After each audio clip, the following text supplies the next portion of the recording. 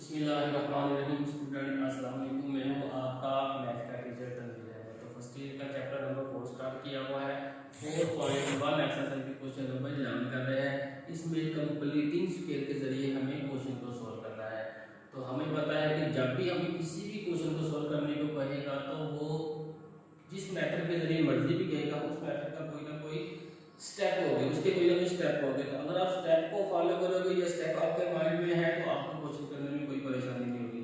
तो पहला स्टेप क्या होता है, वेरिएबल वैल्यू एक तरफ और कांस्टेंट वैल्यू दूसरी तरफ। यहाँ पर first two value variable value है, थर्ड वैल्यू जो है कांस्टेंट है। सेकंड स्टेप होता है ये होता है कि साइन ऑफ x की power two always positive.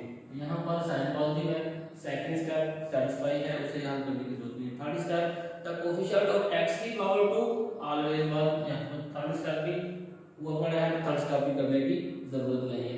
Fourth step ये होता है x की पावर 1 वाली वैल्यू, x की पावर 1 वाली वैल्यू यानी कि इसका जो कोएफिशिएंट है उसको 2 पर डिवाइड करेंगे। जो आंसर आएगा उसका स्क्वायर लेकर दोनों तरफ ऐड करना है। तो हमारा उसके बाद 3-4 बेसिक कैलकुलेशन के स्टेप होते हैं यानी प्लस माइनस के, उसके बाद क्वेश्चन सोल्व हो जाता है। चलिए क्वेश्चन को सोल्व करते हैं। पहला स्टेप ये होता है वेरिएबल वैल्यू एक तरफ और कांस्टेंट वैल्यू दूसरी तरफ। वेरिएबल वैल्यू एक तरफ और कांस्टेंट वैल्यू, वेरिएबल वैल्यू एक तरफ और कांस्टेंट वैल्यू दूसरी तरफ।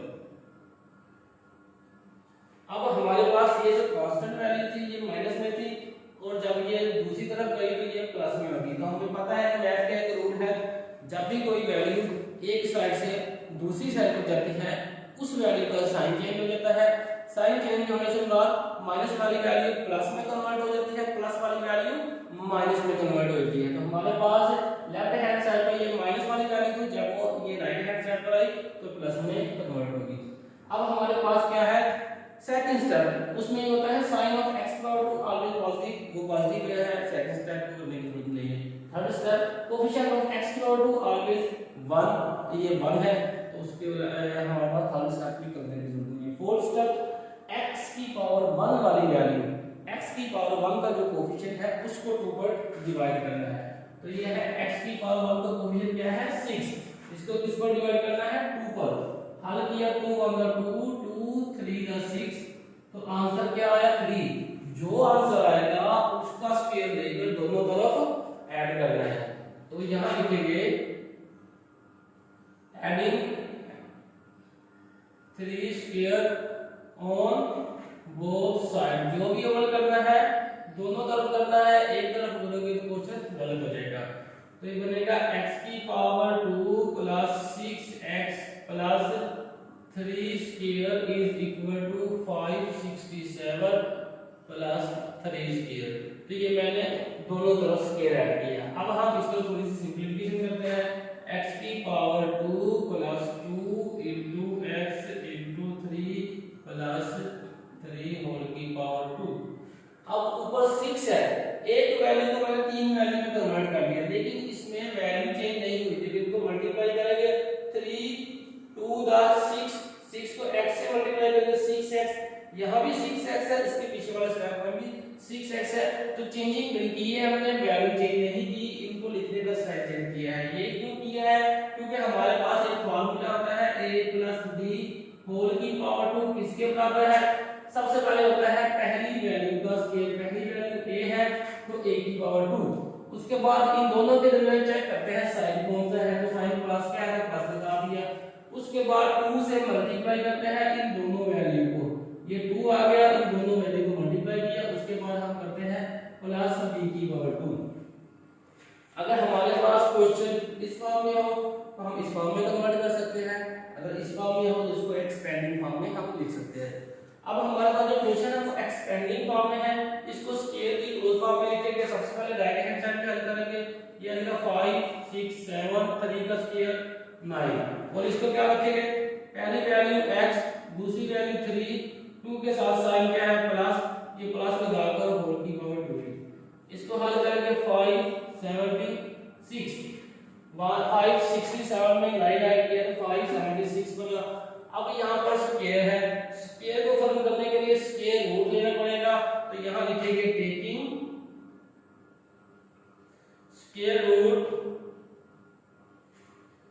ऑन बोथ साइड, तो जो भी अमल करना है किस साइड पर करना है, दोनों साइड पर। एक साइड पर करोगे तो क्वेश्चन वहीं से गलत हो जाएगा।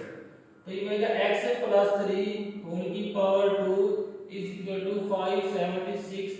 तो ये स्क्वायर रूट दोनों तरफ ले लीजिए। ये क्यों लिए कि दो काम में लिखा हुआ है, ये स्क्वायर रूट, ये स्क्वायर से कैंसिल, तो यहाँ क्या बचा x प्लस 3 और यहाँ पर प्लस माइनस 24।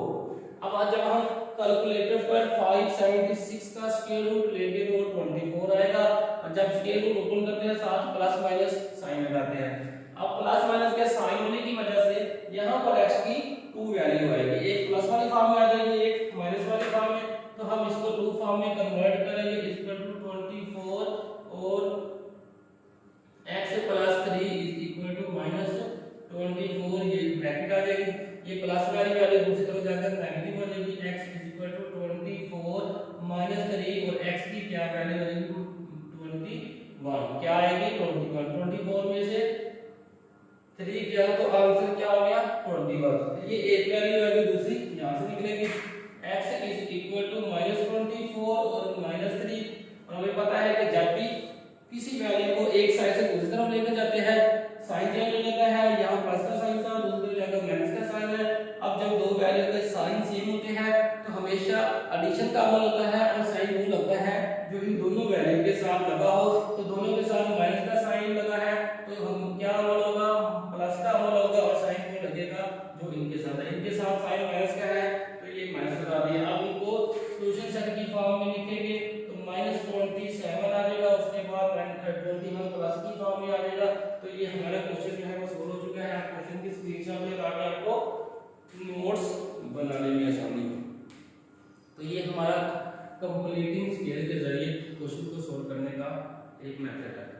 तो इसको सोल्व करने के जो बेसिक स्टेप है, अगर आप उसको फॉलो करेंगे तो आपको क्वेश्चन सोल्व करने में कोई परेशानी नहीं होगी। पहला स्टेप ये होता है वेरिएबल वैल्यू एक तरफ, कांस्टेंट दूसरी तरफ।